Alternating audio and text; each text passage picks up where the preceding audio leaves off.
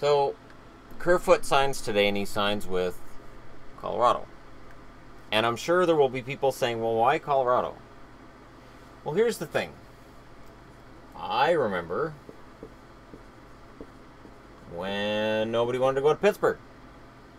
They were terrible. They've been terrible for years. More in the 80s than anything else. I remember when Chicago was a joke. They were drafting a bunch of Russians who never made it, were never going to make it, and they had ownership that it was just never going to work. How long ago was it that Toronto was considered the laughingstock of the NHL? Not that long ago. And hey, right now, Vancouver's kind of considered the laughingstock of the NHL on some level. And yet they've been a contender before, and they've also been a team that players avoided like the plague. There have been times, depending on management, that Montreal was not a desired location. There have been plenty of occasions where when they've released which teams players put on their no-trade list the most, Buffalo's been at the top. And the list goes on and on. How long ago was it that Columbus wasn't seen as anything more than purgatory? If you go back to the 80s, New Jersey. So right now, Colorado for me is in good company because they've won a cup. They won a cup after 80s when they were looking to be nosediving, and then they won a cup in 93. Vancouver's never won the cup, of course. Toronto not yet, but Chicago and Pittsburgh have had a good run. And Colorado's been here before when they were the Nordiques. So Kerfoot signs. Here's the thing. Depending on reports, he's either going to be a third liner or he's AHL bound. Those are the reports that I've read. Either Kerfoot is a third line forward, capable of being right in the middle, or he's a career minor leaguer, depending on the scout that you're hearing the information from. Now, of course, if a scout's going to say, I think this guy's a career minor leaguer, he's not going to do it on the record. His name's not going to come up in the article. But I read it in a couple of them last night, and so for me, I think it's a good signing for Colorado, and I think, it's harmless. These signings, it's free. It's a free contract.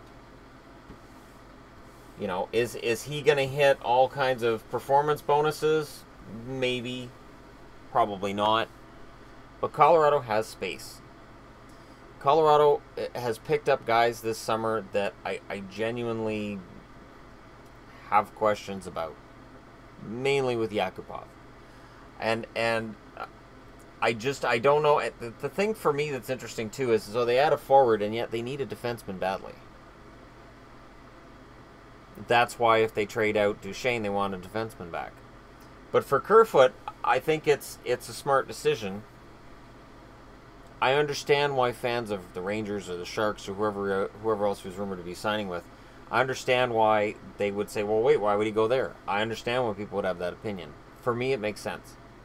He is going to a team that was 30th out of 30 last year, could very well be 31st out of 31 this year, but it might be his best chance to have a chance to be on a roster and make a difference and get to those bonuses. And there's a lot of good young players in Colorado. They just have to get it together. This is the issue Colorado has that Joe Sakic has to fix.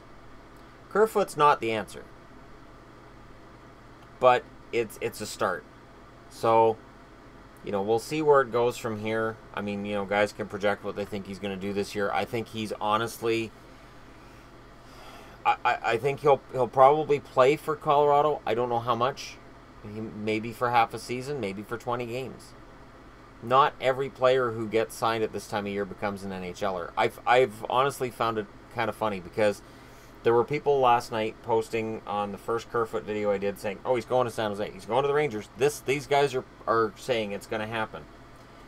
I don't discuss sites of that nature like Twitter accounts. I could post on Twitter, I'm hearing Bo Horvat's a done deal, 6 years, $5 million per.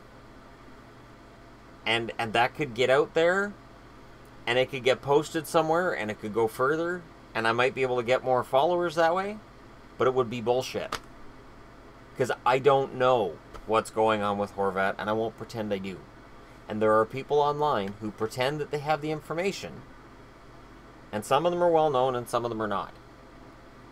But I don't promote any accounts that are not official. So I'm talking Drager, I'm talking Mackenzie, and even some of those official, like, look, Brian Lawton.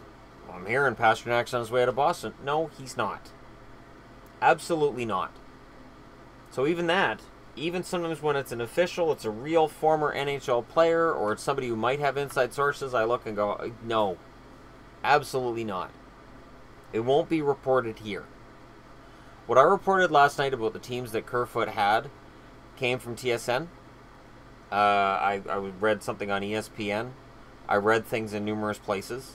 Alright.